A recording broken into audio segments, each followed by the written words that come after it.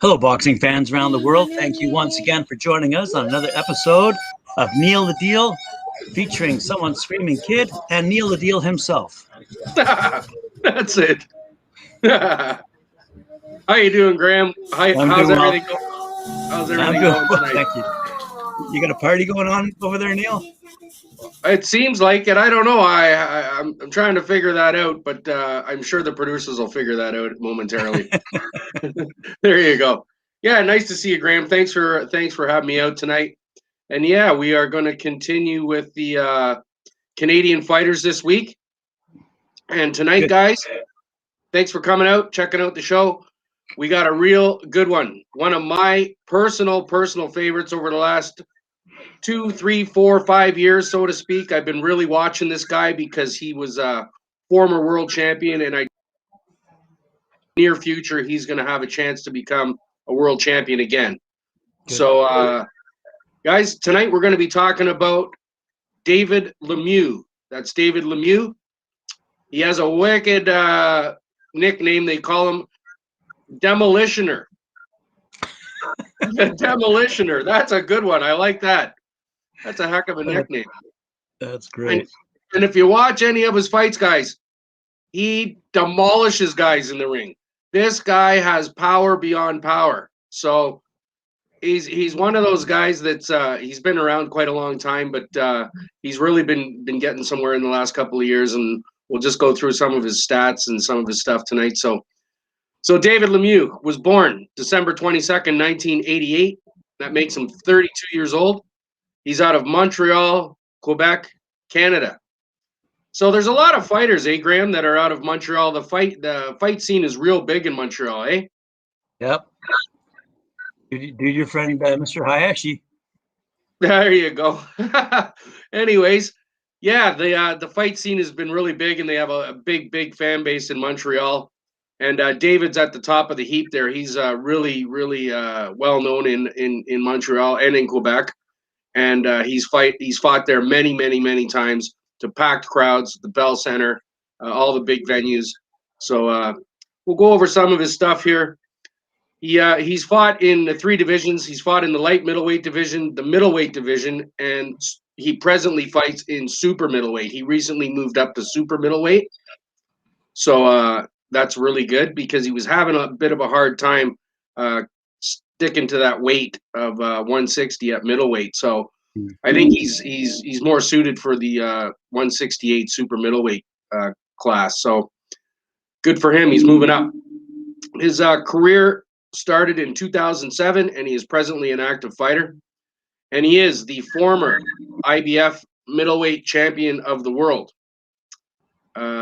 He got that title in 2015. So he's presently ranked in the super middleweight division number 2 by the WBC, number 3 by the WBA, number 3 by the WBO, and number 7 by Ring Magazine.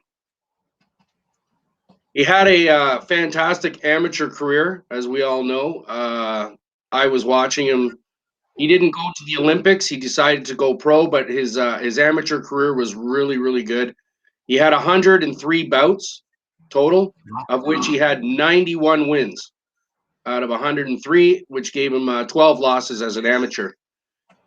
So he began boxing at 9 years old, and into his amateur career, he was the 4-time Canadian junior national champion, which is awesome in itself. He was also the 3-time Canadian amateur champion. So guys, check him out. He's a real special fighter here out of Canada, and he's one of my favorites. I think you'll really enjoy him. So he moved into the pro ranks. He turned pro at 18 years old, and he currently has 46 bouts under his belt, of which he has 42 wins with 35 knockouts and 4 losses. All right, 4 losses. That's it. That gives him a knockout percentage of 83%. So he's very heavy-handed, as you can see.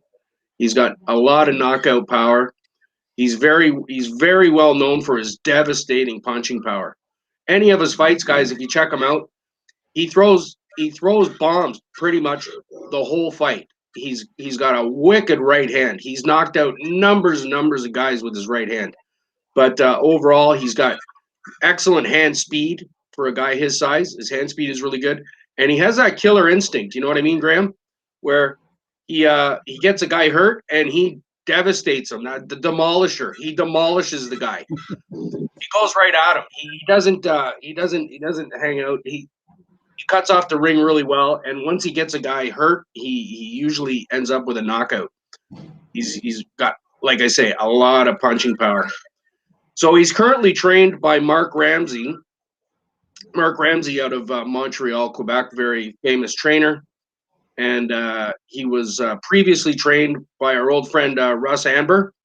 All right, so he's got some really good trainers that have helped him throughout his career, and it totally shows with his knockout power and his totals to date. Now, with these Montreal fighters, as we're talking about, a lot of them seem to have a number of fights in Quebec before they get into the world stage. So his first 34 fights were staged in Montreal, Quebec, at different venues around Quebec. But most recently, he's been getting into bigger fights over the last 3, 4, 5 years, so to speak, and he's really been making a name for himself around the world and within the middleweight and super middleweight divisions. So there's a lot of guys out there that are concerned that he's going to be somebody that they're going to have to look out for real soon again. And I truly believe that he's got a really good shot at being a world champion again. In 2014, we'll go over some of his title wins. 2014, he won the WBC NABF middleweight title. And then in June 2015, he won the world title, the IBF middleweight title of the world. But later that year, in October 2015, he ran into Triple G, right, to defend the title. And unfortunately, he lost the title to Triple G, which was a really good fight. But as we all know, Triple G is a very, very well-schooled fighter on every level. So after that fight, May 2016, he won the WBO, NABO middleweight title. And then in May 2017, he won the WBC Continental Americas and the WBO Intercontinental middleweight titles. So he's winning some minor titles after that world title. But again, he only had 4 losses. All right. And they were all against present or former world champions. You know what I mean, Graham? So I believe one was Billy Joe Saunders. He lost to Billy Joe Saunders. He lost to Triple G. He lost to Alcine, a guy named Alcine, and Marco Antonio Rubio. He lost to him too. So, but those are the only blemishes on his record. Other than that, he's been absolutely spectacular. Every fight, guys, that he's in, he is so exciting to watch. He's really, really something. Like, I really love watching him anytime he's fighting. Now, those are basically his notable fights. If you guys want to go and check him out, he did fight another guy named Glenn Tapia, which was a really good fight if you want to check that out. He fought Triple G in Madison Square Garden, and that was a pay-per-view event. I believe he's made a pay-per-view event now. And Marco Antonio Rubio was another great fight. Now, he's been promoted by Eye of the Tiger management out of Montreal, and he's co-promoted by Golden Boy. So he's going to get a chance at some point to get another shot at a world title. Some of the guys that I think he might be up against, he really wants to fight world champions because he's at that level now. He's got to the world champion level. Guys I was looking at was like maybe Caleb Plant might be a guy that he could go against. Carlos Gongora, he's another champion that they might set him up with, and he would really like to fight the winner of Canelo and Saunders, not only as a rematch against Saunders if he wins, but he's always expressed that he really would like to fight Canelo. Anytime he's basically put it out that he'd love to fight Canelo. So any way you slice it, he's got a great chance to become a world champion again. He's been a total blast watching, guys. If you want to check out any of his fights, keep your eyes out for him. He never disappoints in the ring, and he's a knockout artist. Guys, I like he's very aggressive, and he likes to go for the knockout. So it's exciting. His knockouts are very exciting. So best of luck to you in the future. There's definitely, I think, the best is yet to come for him. He's probably got a good shot in the next year or two, say, to contend another title or get another title shot. And we'll be looking out for you, David Lemieux. You've had a fantastic career. Thank you very much for everything. It's been absolutely awesome. And hope you guys will check out David Lemieux, some of his fights, and enjoy them just as much as I have. So thank you very much for coming out, watching the show tonight. Really appreciate it. And I guess we'll be talking tomorrow, Graham, 6:30 Eastern Standard Time? That is correct. Tomorrow will be Friday. We have an early start. And just like to say a quick hello to Carl over in the UK. Thanks for joining us. As you noticed, Neil did note that Billy Joe Saunders did in fact beat our boy. But you know what? I'll bet our boy's getting better, not bitter. And looking forward to another title shot, as Neil says. So thanks very much.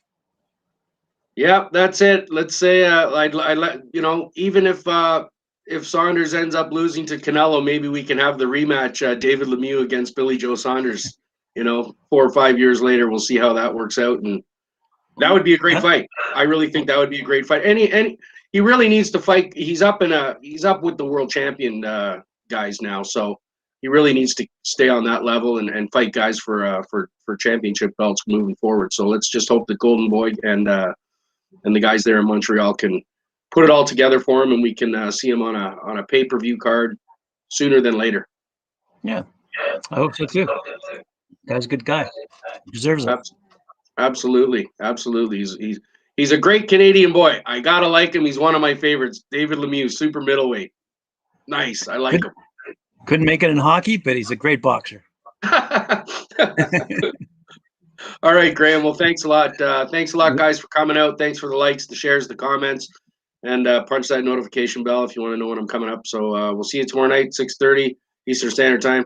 Take care of yourselves. Have yourself a safe and warm evening. Thanks very much. See you tomorrow.